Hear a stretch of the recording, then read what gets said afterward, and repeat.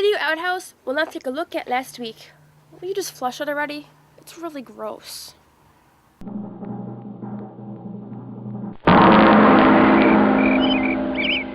You're right. We thought, what if we took a week and reviewed it? Here's what happened.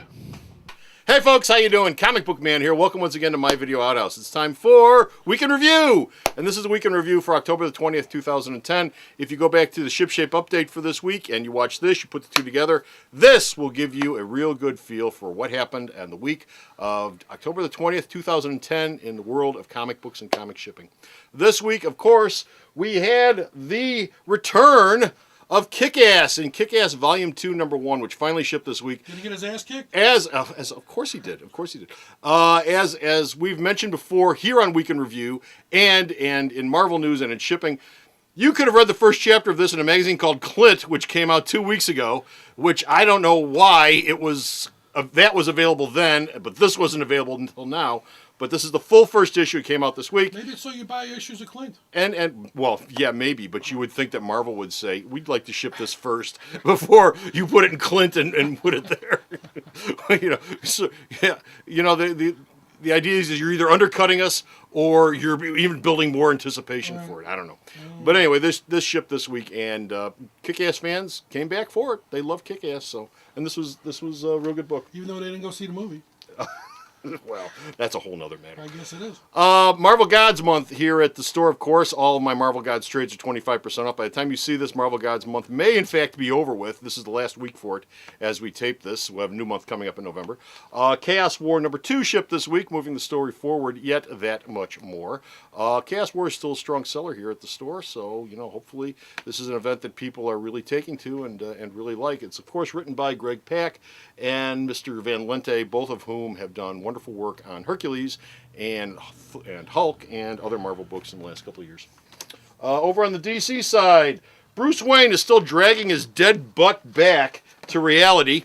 And he had 2 more one-shots that shipped this week, Gordon and Catwoman, neither of which have their own books on a regular basis, but they're getting 2 one-shots for the return of Bruce Wayne. If you go to this week's, the 27th of October shipping, you'll find that a lot of the return of Bruce Wayne stuff has been pushed back to mid-November. Be sure to check out the late list and the shipping for the 27th of October to find out more about that. But the return of Bruce Wayne is still going on. Over in Justice League, hey, Superman might be getting ready to get thrown out of the DC Universe, but what about this guy? And what about all the parallel Earth versions of Superman that are out there? If Siegel and Schuster take a walk with Superman and Krypton and all that stuff, well, what about Ultraman? And what about her? And what about the rest of them? Anyway, this is the 50th issue of Justice League. It shipped this week. You had the Justice League fighting the crime syndicate in a good old-fashioned parallel Earth crossover.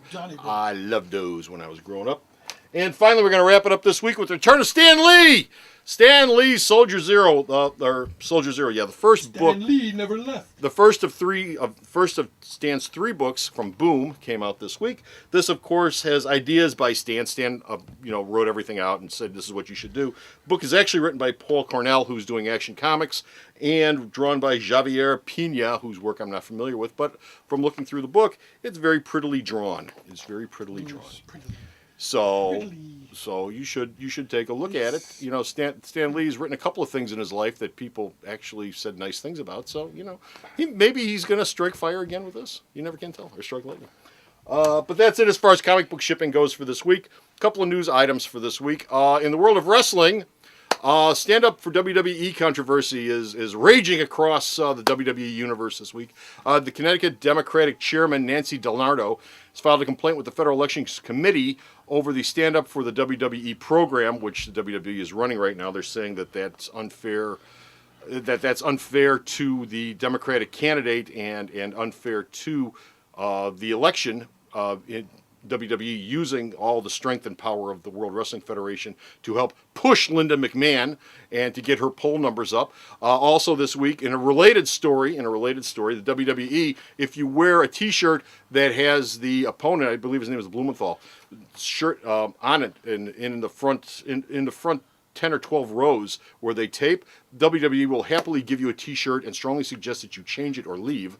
But they'll give you a free t-shirt. So if I were you, if I'm going to a pay-per-view event or a house show, anytime in the next 2 weeks, I'd get a hold of one of those t-shirts and get yourself a new one from the WWE.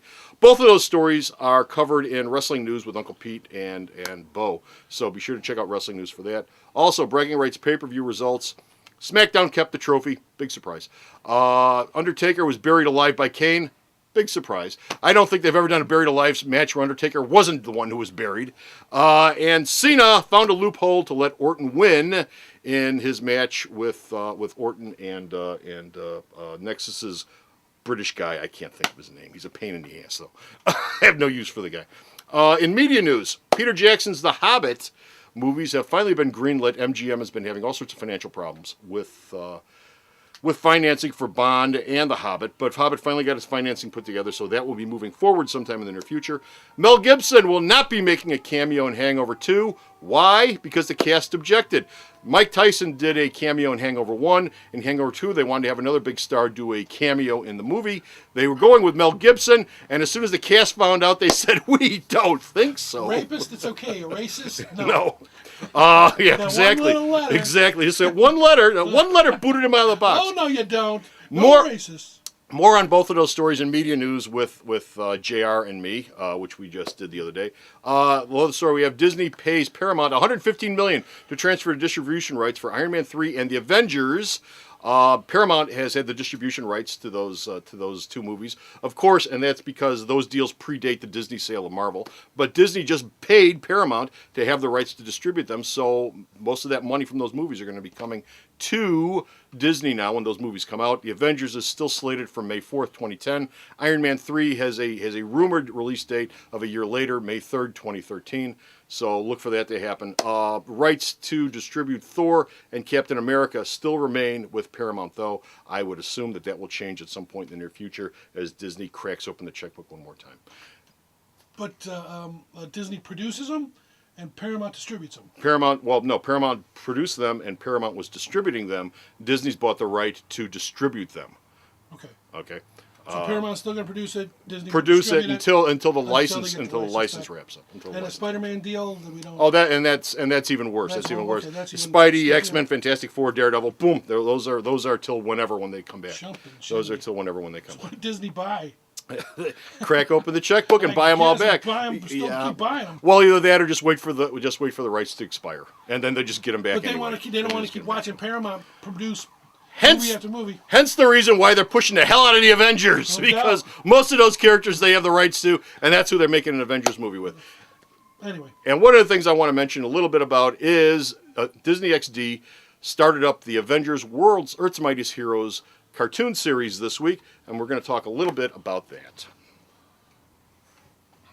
With the deal that Marvel had with Disney, Disney picked up all of Marvel's properties, and everybody assumed that Disney XD would be the station that would become the Marvel station for Disney Kids.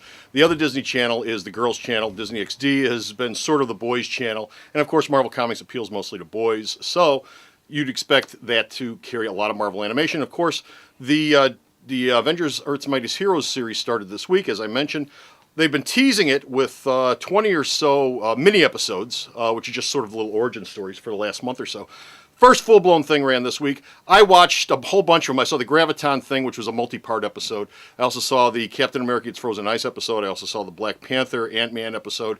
I watched all this stuff, and let me get to the good first. Characterization was pretty spot on. I really liked the characterization that they did in the thing, especially some of the character pieces. The Hulk Banner in the diner scene I thought was really good, with Banner sitting there in the diner after Hulk shows up with Doc Samson, and Banner says, they wouldn't be so afraid of you if you'd do more nice things and help people out, go help Thor, he's getting his butt kicked. And Hulk says, well, he never helped me. I like that. I thought that was pretty good. Also, the Ant-Man Wasp interplay and the stuff they did with the Wasp I thought was really good. They really made her an interesting character.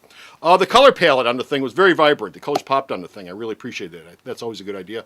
And I thought that it was a good idea to a certain extent that the stories grew from established story points within the Marvel Universe. I thought that was good to some extent, but bad in a lot of other ways. And what's the bad? Marvel's had 70 years of history, and for some reason, almost every animated thing they've ever done in the last 20 years, they feel the need to cram 70 years worth of Marvel history down your throat while you're watching a half-an-hour episode. Guys, the rest of the world is not as in love with the Marvel Universe as you might think, especially folks who are not initiated to it. This is not the Bible, okay? You do not have to pull stuff out of here literally. And I'm so sick and tired of that. If you go back to Paul Dini and Bruce Timm, especially Bruce Timm, work on Batman the Animated Series, all that stuff, okay, used the comics as a starting point, as a jumping off point to tell stories, okay? To tell interesting stories, to tell unique stories, to work on the characterization of the characters. They didn't go, oh, well, what did Captain America do in this? Oh, he has to do it like this. No, that wasn't the point behind the Bruce Timm and the Paul Dini stuff. That's one of the reasons that stuff was so successful. You know, the tail wagging the dog is a lot of the problem with this stuff from the way I see it. You've got these movies coming up in the future, and this Avengers series, especially the Captain America Gets Frozen in Ice series episode, you know, seems like I'm watching this thing and I'm saying to Bo, this is the movie. Red Skull is going to get in the rocket. He's going to get shot off, and Buck and Cap are going to run after him. And Bucky's going to get stuck on board, and it's going to blow up, and it's going to be the Red Skull. Okay, fine, if you want to do that much with it. But previous to that, okay, when Bucky and Cap confront the Red Skull in his little throne room, in his little chamber, just as he's getting ready to blast off, you've got Baron Strucker there. You've got Aram Zola there. You've got Hydra there. You've got a bunch of other background characters there from the Marvel Universe. You don't need all that crap.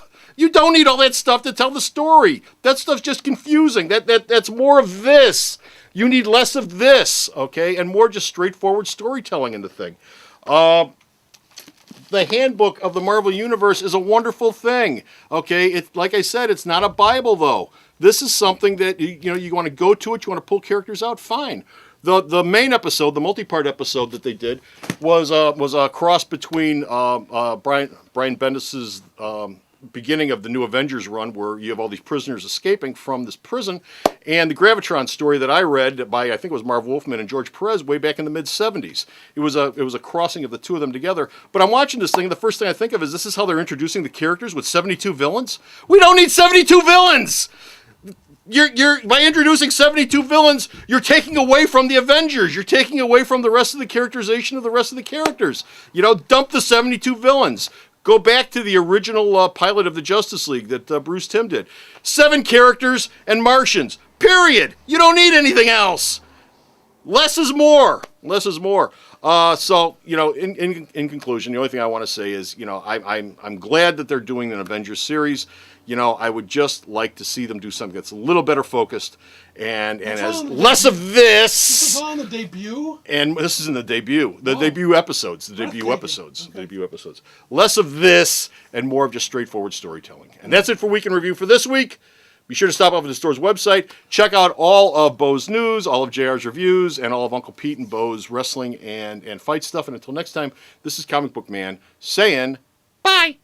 The Video Outhouse is brought to you by some of the finest people willing to work for free. This is a list of some of them.